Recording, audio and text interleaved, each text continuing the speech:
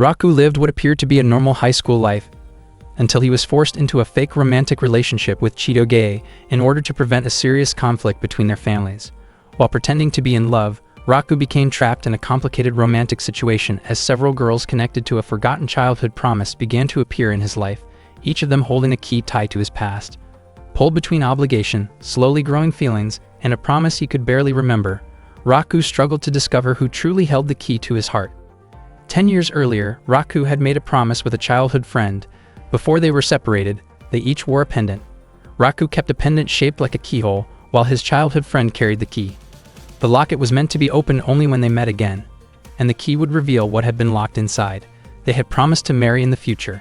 10 years passed, and Raku grew into an ordinary teenager. On that day, Raku began his morning routine by preparing breakfast. He started by sautéing spices for the meat, cooking pasta, and finishing the dish carefully. Once the food was ready and tasted good, Raku called over the people he casually referred to as troublemakers to eat together. The men, who had intimidating appearances, immediately turned toward him and addressed him respectfully as the young master. They all ate together, genuinely enjoying the meal Raku had prepared. They praised him as a worthy heir. Raku stated that he had no interest in becoming the successor to a Yakuza organization. He explained that he wanted to attend a top university, become a civil servant, and live an honest and upright life while moving forward with purpose. The group reacted enthusiastically. Raku's father, Issei, soon arrived, and the Yakuza members immediately showed respect to him as their boss. Issei mentioned that he would discuss something important with Raku in the near future. Every day, Raku was escorted to school by his father's subordinates. Other students felt uneasy when they passed by the Yakuza members. As Raku walked toward his school, one of the subordinates warned him that an unfamiliar gang had been causing trouble in their territory and advised him to be careful. Raku could not understand why his world was always surrounded by conflict. He even thought about leaving his family behind and living a peaceful life elsewhere. Raku studied diligently so that he could be accepted into a prestigious university, which was why he never had a girlfriend. The only time he had been close to a girl was during his childhood. He often looked at the keyhole pendant as a reminder of that promise. Despite the many challenges he faced in life, that day marked a turning point in Raku's fate. A girl was running toward the school in a hurry. She attempted to climb over the fence and jump down, but unexpectedly landed directly on top of Raku. The impact caused Raku's pendant to be thrown aside. The girl apologized and quickly left the scene. Raku was left confused by what had just happened. Raku then entered his classroom, where Shu and Onodera were surprised to see him. Onodera noticed that Raku's nose was bleeding and showed concern, but Raku reassured her that he was fine. He explained that a girl had accidentally landed on him earlier. Shu was confused, wondering what kind of person would climb a fence and cause such an incident. Raku asked Shu to believe him. Onodera gently handed Raku a bandage to stop the bleeding. Raku was surprised by how close he felt to Onodera at that moment. He even felt that enduring the mishap was worth it just to be near her. Raku felt relieved and happy that he could talk with Onodera, even though he had expected the day to continue going badly. That morning, their homeroom teacher, Hyoko, informed the class that they would be welcoming a transfer student. She then introduced the new student. The transfer student turned out to be the same girl who had collided with Raku earlier that morning. She introduced herself as Chitoge, a transfer student from America with Japanese and American heritage. She spoke Japanese fluently and quickly captured the attention of the class with her bright personality. Her appearance and confidence impressed many of the students, and the classroom atmosphere became lively. Hyoko instructed Chitoge to take a seat in the back row. When Chitoge and Raku locked eyes, both of them were visibly surprised. Raku internally labeled Chitoge as a fierce and troublesome girl, while Chitoge appeared equally displeased. Raku still felt unsettled by the earlier incident, while Chitoge believed she had already apologized sufficiently. The students were shocked by the obvious tension between them. Chitoge was confused as to why Raku continued to dwell on the incident, while Raku felt that the situation had been more serious than she realized. Chitoge grew irritated and viewed Raku as overly sensitive, while Raku responded with equal frustration. Their exchange escalated into visible hostility, startling the surrounding students. Although Raku and Chitoge were seated next to each other, it was clear that the two did not get along at all. Raku was confused because it was his first time ever meeting a girl as annoying as Chitoge. Her personality was completely different from Onodera's and also very different from his childhood friend from long ago.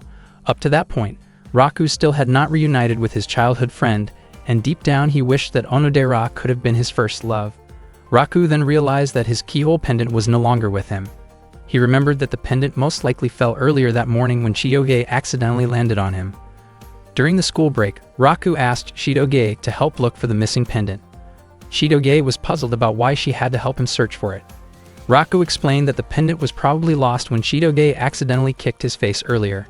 Onodera approached Raku and asked what was going on. Raku told her that he was just trying to find something very important to him. Onodera offered to help, but Raku said that since the pendant was lost because of Chitoge, then Chitoge should be the one helping him look for it. Chitoge reluctantly agreed and asked what kind of pendant she was supposed to find. Raku explained that it was his pendant with a keyhole. Upon hearing that, Onodera looked surprised, as if she recognized the object.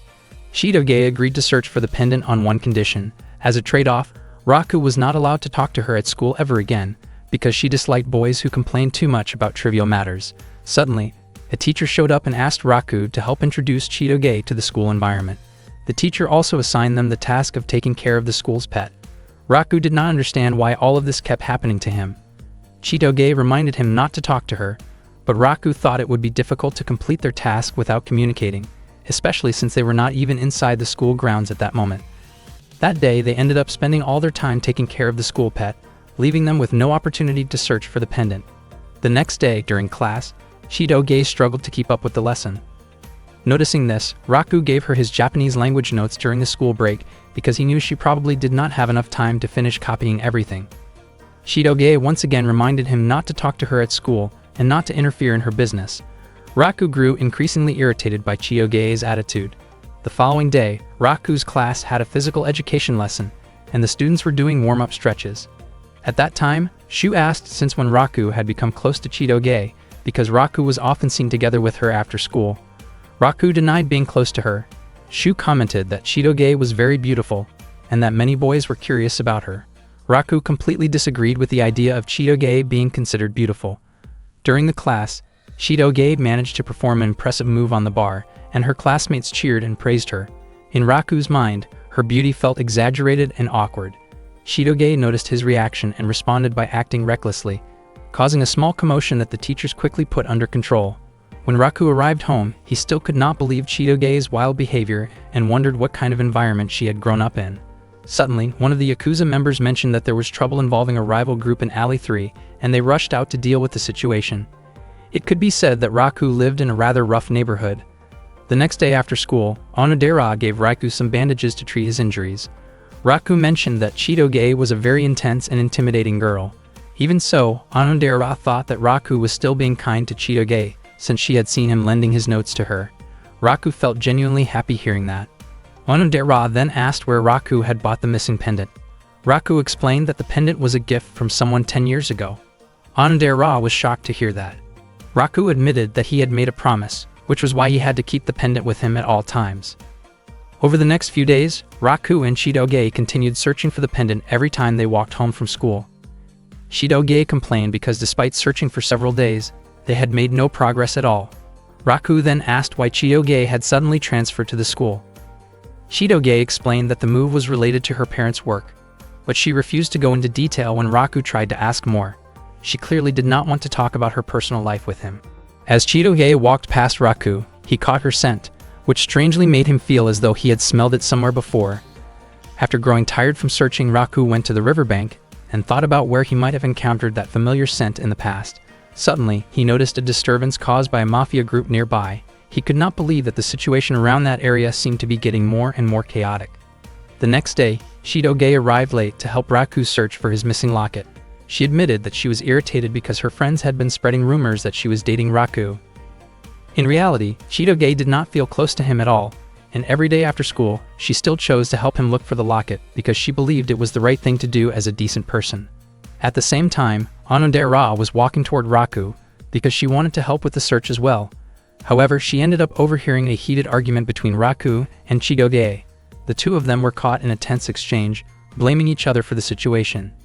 Chitoge could not understand why Raku was panicking so much over a lost locket. In her view, Raku was the type of guy who overreacted to small things, almost like someone who could not sleep without a childhood comfort item.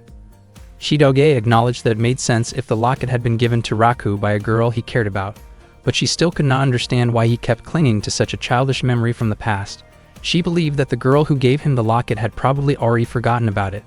Chitoge continued to speak harshly, which eventually made Raku lose his temper. He told her to leave if she truly did not want to help anymore. Heavy rain began to fall, and Chitoge immediately walked away after Raku raised his voice at her. Raku never expected that he would end up seriously scolding a girl, and the realization left him shaken. The following day, Raku continued searching for the missing locket on his own. From a distance, Chitoge quietly watched him. At that moment, Raku recalled Chitoge's words about how his childhood friend might have already forgotten him. Those words frustrated him deeply. Suddenly, Onodera approached and informed him that Chitoge had been looking for him. Raku waited, confused about why Chitoge wanted to meet him. Not long after, Chitoge threw the locket toward him. Raku was stunned that she had managed to find it. Onodera later explained that even after their argument, Chitoge had continued searching for the locket in secret. Chitoge did not want Raku to know that she had been doing so all along. Chitoge had also slipped a short note inside the locket, stating that her task was finished and that Raku should no longer speak to her while they were at school. Raku realized that although Chitoge was often irritating, she also had a genuinely kind side. He also understood that some of the things she had said to him were not entirely wrong. It truly might have been time for him to let go of his childhood promise. Suddenly, Onodera expressed that she did not agree with Raku's decision to forget the promise. She believed that if the other person still remembered making that promise, then that person would surely feel hurt if Raku abandoned it. Even if it was a promise made by two children, the fact that it existed meant that the person who made it cared deeply about him. Onodera apologized for saying something that might have sounded strange, but Raku did not mind at all. Instead, he felt grateful because her words helped him feel better. Onodera's face turned red as she looked at Raku. Raku realized that whether or not he would ever meet that person again, he should never forget the promise and must continue to keep it close to his heart. He thanked Onodera and then left. Onodera remained standing there, her face still flushed as she watched him walk away. She felt nervous, and once again, she could not bring herself to say what she truly felt. In truth, Onodera was the girl who had made that promise with Raku in the past. She felt foolish for being unable to confess the truth to him. That evening, Raku returned home, where Issei was already waiting to speak with him, just as he had mentioned before. Issei explained that a long-standing conflict between powerful groups was about to reach a critical point. Raku was shocked and wondered whether it was really acceptable for the situation to continue escalating. Issei then revealed that the leader of the opposing group was actually an old friend of his, and that the man had a daughter around Raku's age. Because of this, Issei planned to pair Raku with that daughter. Raku was stunned by the idea, but it turned out to be a strategic arrangement. If the heirs of both families appeared to be a couple, their followers would hesitate to take drastic action. Raku insisted that he did not want to be involved in such an arrangement. Issei asked whether Raku already had a girlfriend, but regardless of the answer, Issei made it clear that lives were at stake and that his decision would not change. Raku could not refuse his father, especially since the relationship would only be an act and would likely last just a few days. Suddenly, Raku heard a familiar voice. Issei then asked the girl who would be Raku's partner to come forward. To Raku's complete surprise, the girl was Chitoge. In that moment, everything finally made sense to him. Why Chitoge had suddenly transferred schools, why she avoided talking about her family, and why the scent around her had always felt familiar. It was the same sharp scent he associated with gunpowder. Issei declared that starting the next day, Raku and Chitoge would be in a relationship for 3 years. The days filled with constant arguments between them were about to turn into a period of living out a carefully constructed false love. Raku was forced by his father to date the daughter of a mafia boss. He never expected that the girl in question would be Chitoge. Only then did he find out that Chitoge was the daughter of a mafia leader, and at the same time, Chitoge also never imagined that Raku was the heir of a Yakuza family. Chitoge's father, named Adult, was the boss of the Beehive Mafia gang. Issei was the one who introduced Adult and Chitoge to Raku. Adult mentioned that Issei had talked a lot about Raku before this meeting. Both Chitoge and Raku strongly objected to the idea of dating each other, but Issei explained that they really had no other option. Neither side wanted to allow a conflict between groups to break out. Suddenly, a group of people led by Claude rushed into Raku's residence, searching for their young lady. Claude was a high-ranking member of the Beehive Mafia and was assigned to protect Chitoge, so he came to bring her back. Not long after that, more members arrived and prepared themselves, creating a very tense situation with the opposing group. Issei realized that the Beehive members seemed to misunderstand the situation. Issei and Adult then explained together that Raku and Chitoge were a couple who were deeply in love. Everyone present was shocked and clearly found it hard to believe. Claude even looked to his boss for confirmation. Adelt admitted that both he and Issei had already given their blessing to the relationship. The Yakuza members were deeply moved, because they had been worried for a long time that Raku still did not have a girlfriend at his age. Some of them even started thinking about celebrating the news. Claude was also emotional, as he suddenly realized that Chitoge had grown up. He never imagined that the young lady he had protected since childhood would one day become a mature and independent young woman. Knowing this made him genuinely happy. The Yakuza members agreed to maintain peace for Raku's sake, and the Beehive Mafia members were also willing to support Chitoge so she could date without trouble. Raku and Chitoge both tried to deny their relationship. Raku teased Chitoge with a nickname that compared her strength to a gorilla, while Chitoge teased Raku by comparing him to a bean sprout. The tense atmosphere quickly escalated when both sides reacted strongly to the teasing, and the situation almost turned dangerous. Issei and Adelt immediately stepped in and made it clear that any harm toward either Raku or Chitoge would not be tolerated. The subordinates then asked again whether Raku and Chitoge were truly dating. Seeing no other way out, both of them felt pressured and had no choice but to go along with the story. Raku explained that he and Chitoge were indeed in love. He clarified that the nickname he gave her was meant as a compliment, because she was as strong and dependable as a gorilla. He also emphasized that his feelings for her were not ordinary. Chitoge responded in the same way, explaining that she called him a bean sprout because of his very pale skin. They even started calling each other affectionate names. The faces of the subordinates turned red with embarrassment, and they became convinced that Raku and Chitoge were truly in love. That night, Raku and Chitoge sat together while looking up at the sky. They felt unable to complain about the situation, since they had no real choice other than to go along with it. Chitoge admitted that she did not even know what people were supposed to do while dating. Raku also confessed that he had no idea because he had never dated anyone before.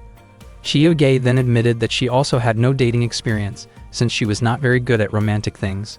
Raku thanked Chitoge for finding his locket.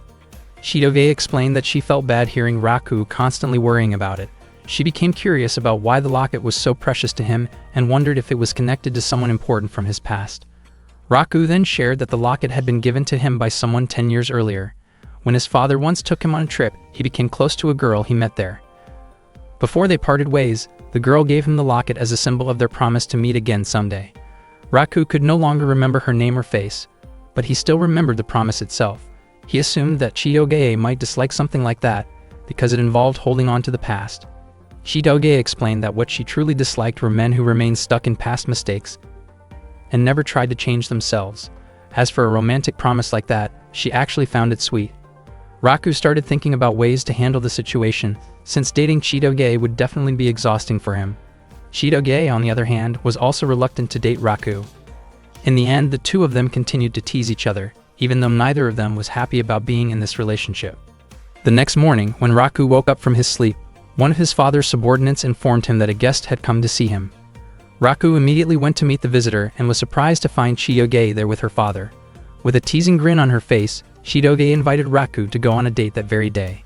Hearing this, Raku was taken aback. He wondered why he had to go on a date with Chitoge. It turned out that because they were considered to be a couple, they were expected to do activities that couples normally do, such as going on dates together. Raku and Chitoge walked around the downtown area together. Unbeknownst to them, members of the Beehive Mafia and the Yakuza were watching them from a distance. Chitoge did not understand why she had to be put in a situation like this.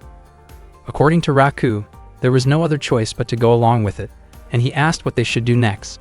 Chitoge admitted that she did not know either, because in her opinion, it was usually the man who was supposed to take the lead. Raku had never dated anyone before, but he had often imagined his ideal date with Onodera.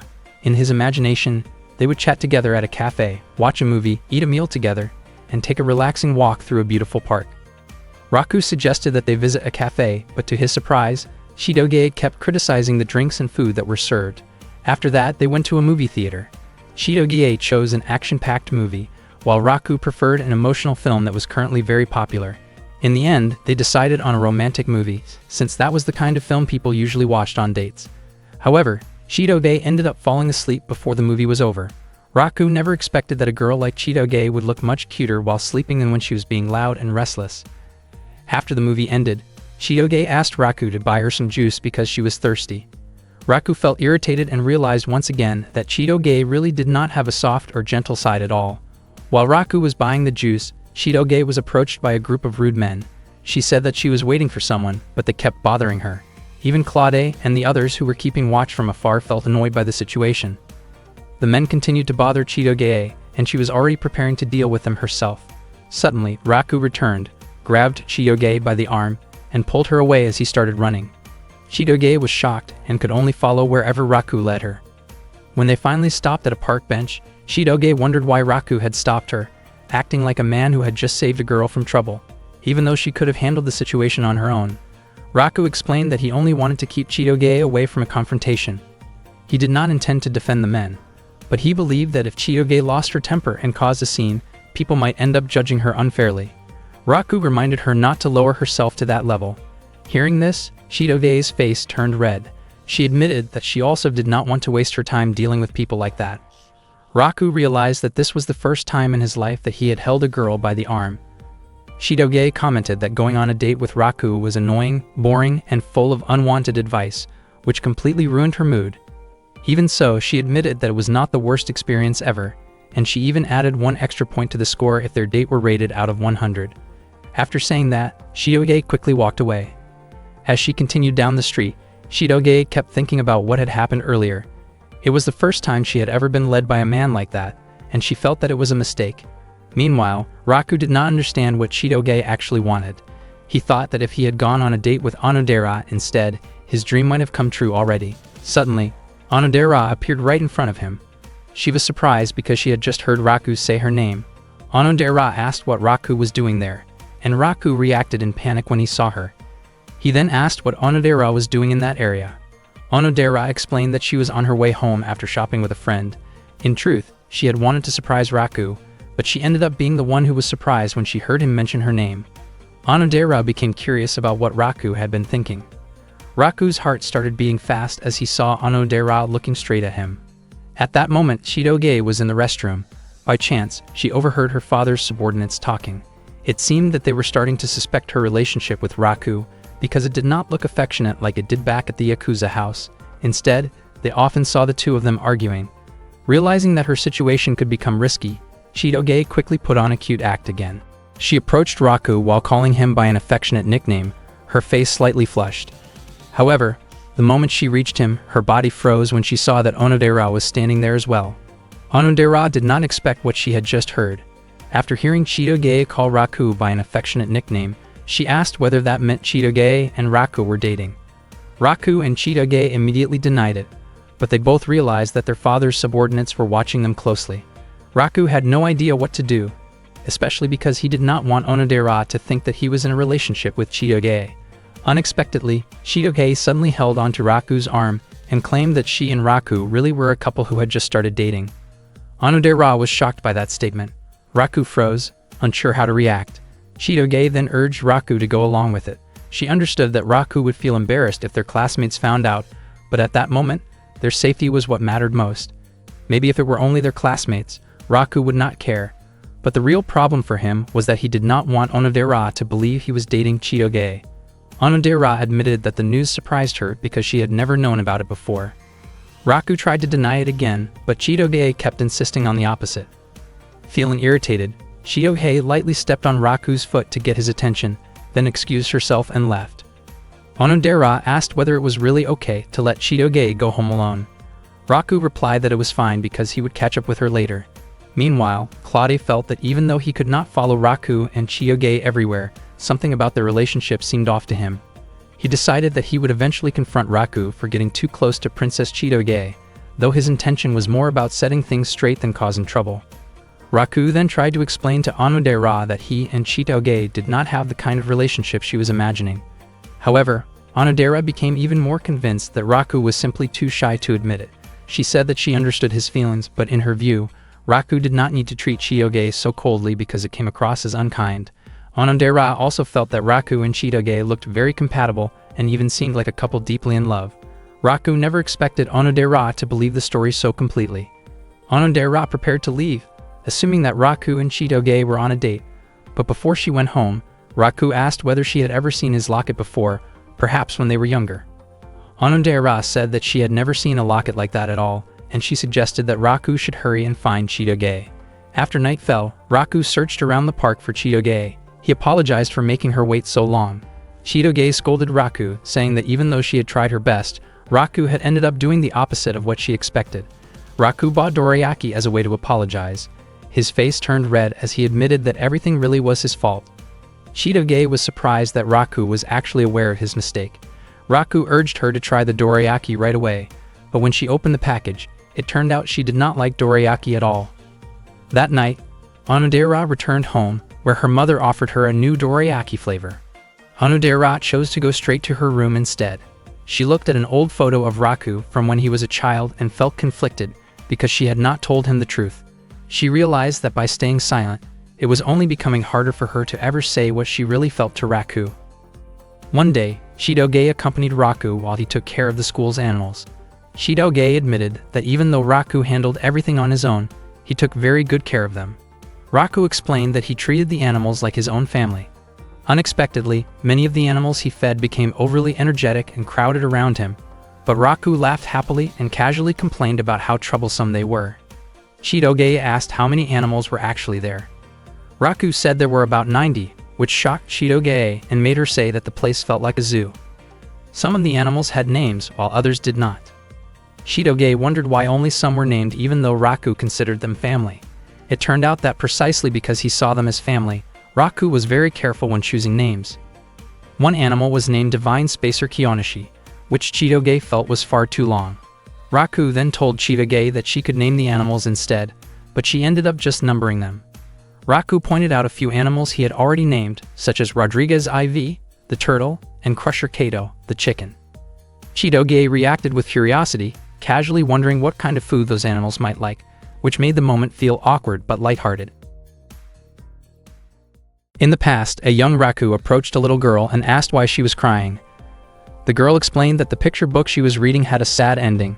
She said she loved the book very much, but the story made her heart ache. After hearing that, Raku changed the ending into a happy one. The girl felt relieved and happy because the new ending was beautiful. She smiled warmly and asked for Raku's name. However, before she could say her own name, the adult Raku suddenly woke up from his sleep. That moment from his childhood had once again appeared in his dream. Yet even now, Raku still could not remember the little girl's name. His face turned red as he recalled the girl's face from the dream, but he felt irritated because the dream never continued, even though he dreamed about her quite often. That morning, Raku quickly prepared breakfast while his mind was still stuck on the dream. After yesterday's conversation with Onodera, it was already clear that Onodera was not the girl from the pendant promise in his past. On top of that, Onodera had also been thinking about the fact that Raku was already dating Chitoge. Raku suddenly let out a frustrated scream, feeling overwhelmed by everything that was happening to him. His reaction made the Yakuza members around the house feel worried. After that, Raku headed to school with the intention of talking to Onodera to clear up the misunderstanding. He remembered Onodera's words about how the girl from the promise must have truly cared about him. Raku wondered whether that girl was still holding on to the key after all those years. Suddenly, Chitoge greeted Raku affectionately from across the street. Raku was surprised to see how exhausted Chitoge looked. She explained that she was tired because of what happened the day before. It turned out she had been overwhelmed by endless questions about her relationship, asked by her father's subordinates. Chitoge felt irritated because even at home, she could not catch a break. Raku realized that school might be the only place where they could relax, even just a little. Chitoge wondered how long this situation would last and whether it really had to continue for 3 years. According to Raku, the most troublesome person was Claude, since he was completely suspicious of their relationship. Raku asked where Claude was at that moment, but Chitoge did not know because she had not seen him yet that day. For Chitoge, the most important thing was making sure their relationship did not become known at school. She reminded Raku to explain things to Onodera, because if Onodera misunderstood and spread rumors, it would cause more problems. Raku felt confident that Onodera was not the type of person who liked gossiping. As soon as Raku opened the classroom door, he saw Onodera chatting with 2 of her friends. Onodera immediately greeted him.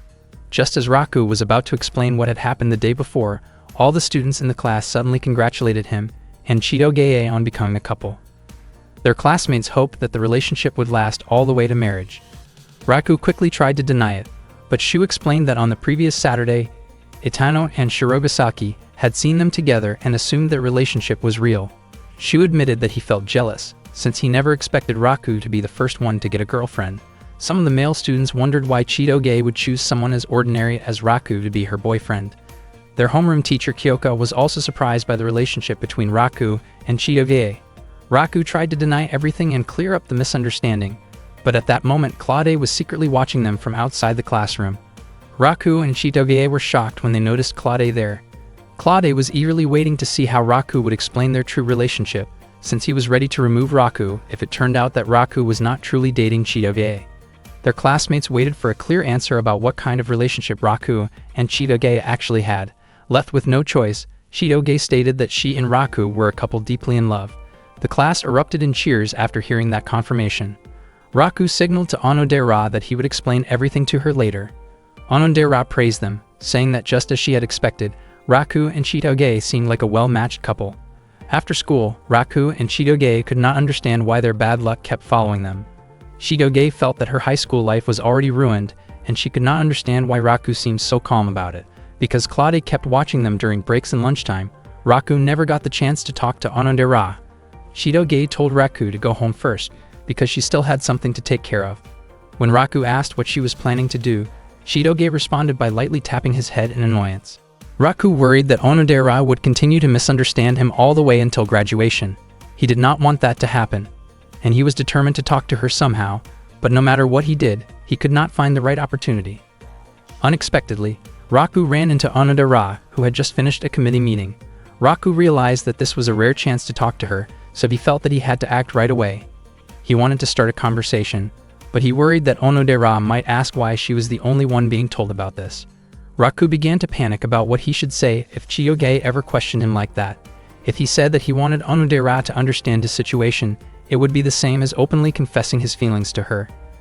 A confession was something that needed to be prepared carefully, and at that moment, Raku felt that his heart was not ready for it. In the end, Raku said that he thought he and Chitoge did not really suit each other. Onodera reminded him that he should not say things like that while he was still in a relationship.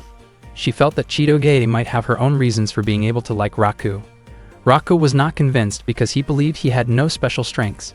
However, Onodera told him that he actually had many good qualities. Raku genuinely felt happy hearing that from her. Onodera mentioned several of Raku's strengths, such as the time when Chitoge struggled with studying Japanese and Raku quietly gave her his notes, or how Raku could not stand seeing abandoned animals and always felt the urge to help them.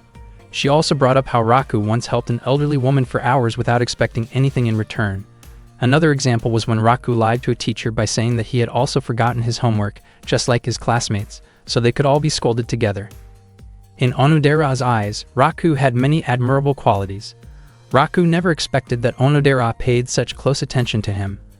From Raku's perspective, it seemed unlikely that Chitoge would be drawn to those kinds of traits, yet he felt that he finally understood why Chitoge might like him. Suddenly, another student accidentally bumped into Onodera, causing a necklace from her bag to fall out. Both Raku and Onodera were startled when they saw it, and Onodera's face immediately turned red as she noticed Raku's curious expression. Raku thought that the key attached to it did not look like a house key.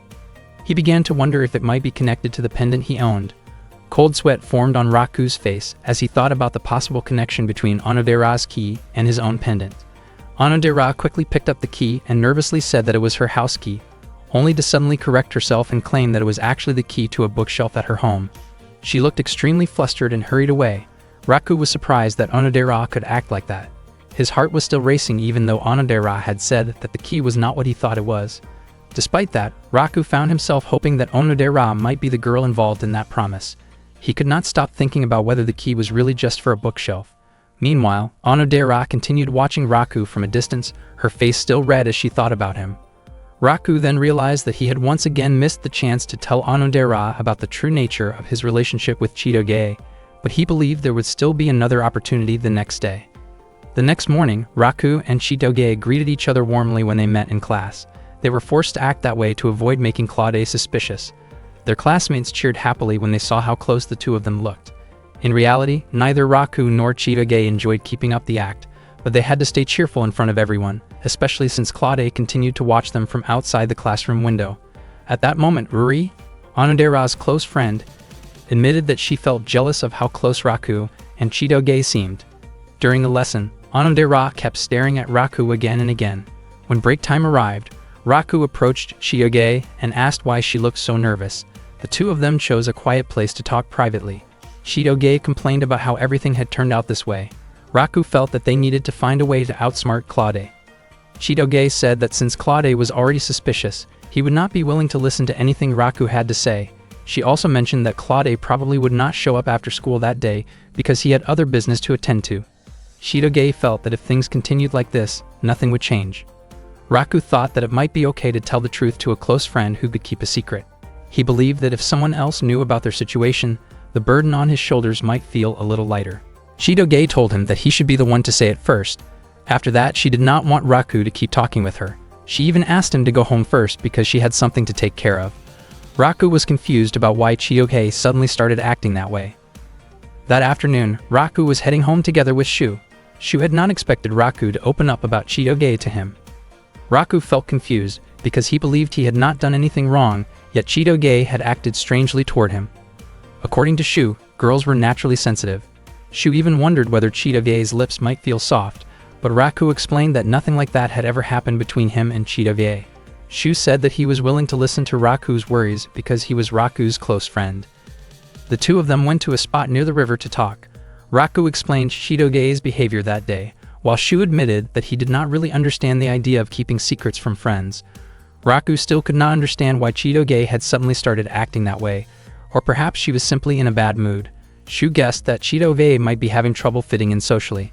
Raku thought that if Chitoge had close friends, her secrets would not feel like such a burden. It seemed that Chitoge truly did not have friends. Although she had spoken with other girls before, she never acted close to anyone other than Raku. After school, when Raku turned in his assignment at the teacher's office, he asked about Onodera. Ms. Kyoko told him that Onodera had already gone home because there was no committee meeting that day.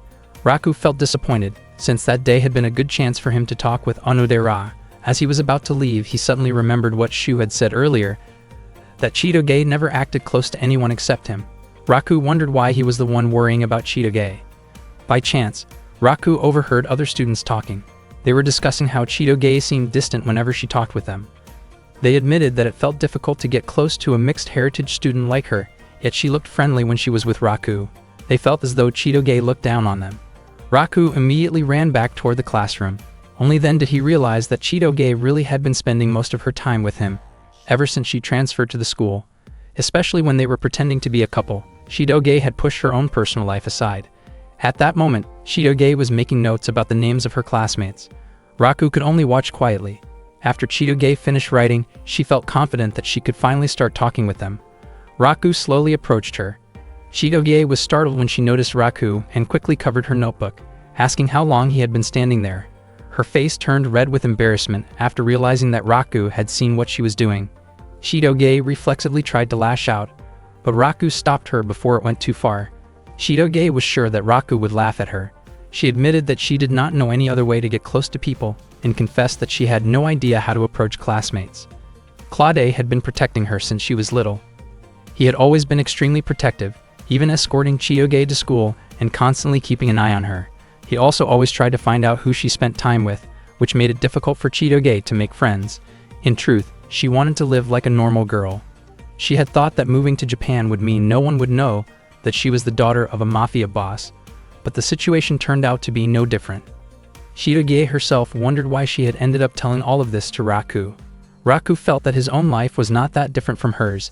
He had even made similar notes before. Since Raku was little, his father had been part of the Yakuza, and every time he changed schools, people always whispered about him. Raku explained that Ueshida was actually a nice person who got really excited when talking about sports. He suggested that Chitoge ask Suzuki about schoolwork because she was smart, and he hoped that Chitoge could get closer to Maria, who clearly wanted to talk with her. Raku knew a lot about his classmates thanks to the notes he had once made, and he even offered to help Chitoge become closer with everyone. Raku admitted that Chitoge could be annoying, but he understood how she felt. Chitoge's face turned red, yet she acted as if she was reluctantly accepting Raku's help. Raku became even more convinced that Chitoge was not cute at all. Chitoge stated that she would not act sweet toward Raku, because their relationship was only pretend. Unexpectedly, that conversation was overheard by Onodera, who was standing at the front of the classroom. She was shocked and could not understand what was really going on. One morning, Chitoge headed to school together with Raku. Suddenly, two fellow students came over to greet Chitoge. At first, she looked very nervous, but moments later she started talking about sports. They seemed very comfortable chatting about a sports match from the previous night. Raku noticed that the note she had prepared earlier seemed to help a lot. From that day on, little by little, Chitoge managed to grow closer to her classmates. She was not the type of person who struggled to make friends. Rather, her natural personality allowed her to connect easily once she was given the chance.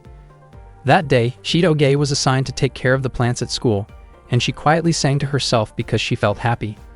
Her high school life was finally going the way she had imagined.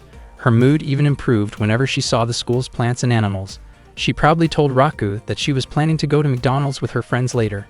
Raku did not feel jealous, since he also went there often. In Chitoge's mind, she felt that if she were to break up with Raku, her life might become even more perfect.